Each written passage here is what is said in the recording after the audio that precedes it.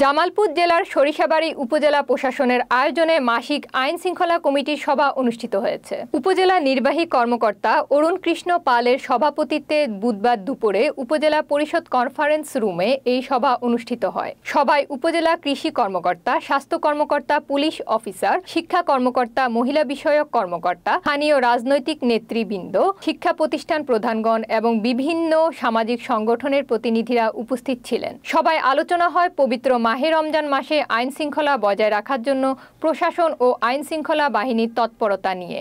এর মধ্যে বাজার মূল্য নিয়ন্ত্রণ, অবৈধ ইটভাটা, মিষ্টি দোকান ও ক্লিনিকের অভিযান, পুলিশি টহল বৃদ্ধি, বালু উত্তোলন বন্ধ সহ বিভিন্ন বিষয়ে কার্যক্রম নেওয়া হয়। সভায় বাল্যবিবাহ, জুয়া ও মাদক বিরোধী কঠোর পদক্ষেপ গ্রহণের সিদ্ধান্ত নেওয়া হয়। উপজেলা প্রেস ক্লাব ও দুর্নীতি প্রতিরোধ কমিটির সদস্যরা প্রশাসন ও আইন শৃঙ্খলা বাহিনীকে ধন্যবাদ জানান। সভায় সবার সহযোগিতা কামনা করে উপজেলা নির্বাহী কর্মকর্তা সভা সমাপ্তি ঘোষণা করেন।